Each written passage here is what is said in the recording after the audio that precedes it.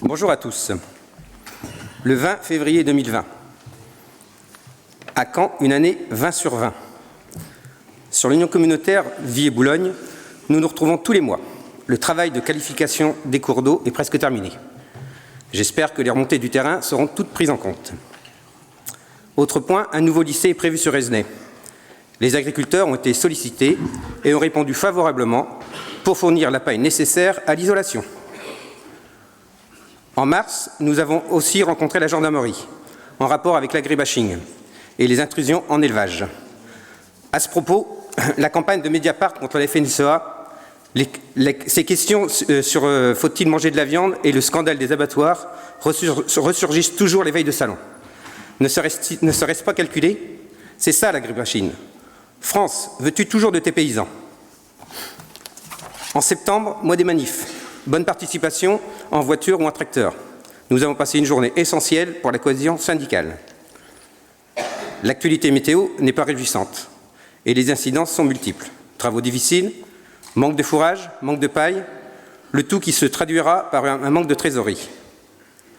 Après la canicule de juillet et la saison sèche, l'eau est enfin arrivée. 650 mm depuis le 1er octobre. Que d'eau qui court. Au lieu de nous parler de nouvelles ZRE et de restrictions, il serait bon goût de prendre le problème dans l'autre sens et de mettre en place un vrai programme de stockage de l'eau.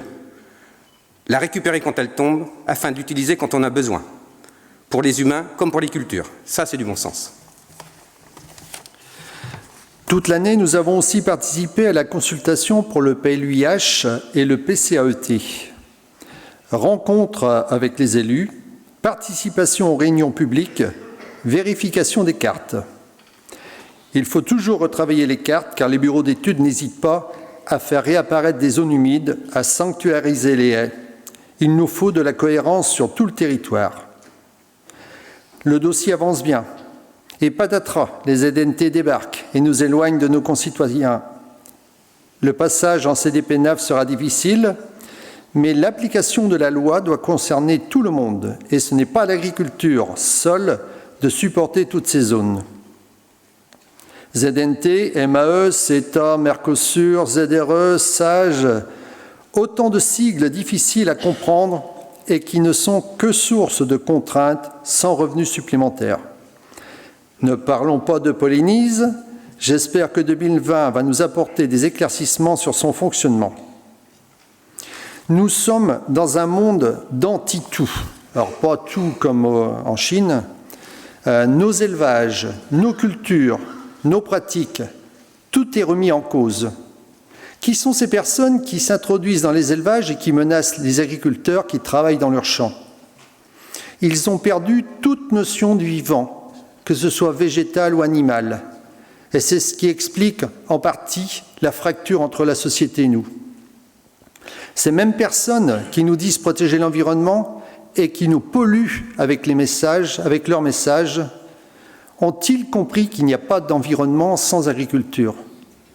Pas d'élevage, pas de prairies, pas de piège carbone. À mon avis, ils ont trop lu Martine à la ferme. Dans nos cantines, on oblige nos enfants, à titre expérimental, à manger un repas végétarien par semaine.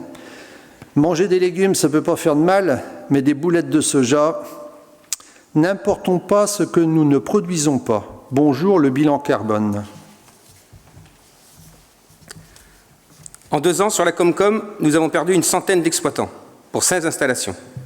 1000 vaches laitières en moins, 1000 vaches allaitantes en moins. Certes, il y a des départs en retraite, mais quand un associé part, ceux qui restent se posent les questions. Je pars aussi? J'arrête l'élevage? Est-il normal que des coopératives font venir des cars de Hollandais pour visiter et reprendre les fermes françaises? Et si le métier était mieux valorisé? Depuis le temps qu'on le dit, il est grand temps de se réveiller. Aujourd'hui, il faut tout protéger.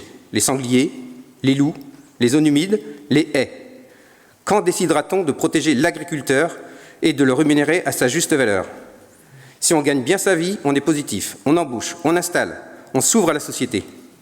Restons positifs.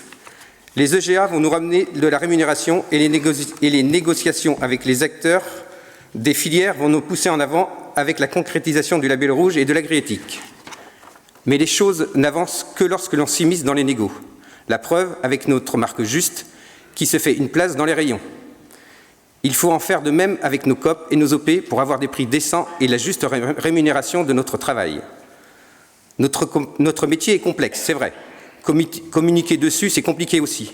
Mais c'est encore une des meilleures façons de se faire comprendre. 2020, année d'élection. Bravo aux candidats MSA et rendez-vous le 10 mars pour l'élection du conseil d'administration.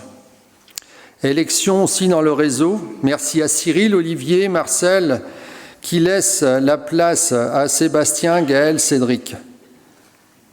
De ce côté-ci, le renouvellement des générations est assuré chez nous. Le petit mot sur Braine-Paille Espadrilles, comme d'habitude, grande et chaude réussite à Promont l'année dernière, en mêlant agriculture et patrimoine, circuit court et commercialisation conventionnelle, la diversité était au programme. Donc merci à Cédric, Lydie, Boris et Sonia, et nos 2 ambassadeurs de choix que sont Patrice et Guillaume pour le lancement du t-shirt rose. Rendez-vous est pris en juillet prochain autour des éoliennes à Machy. Merci de votre attention.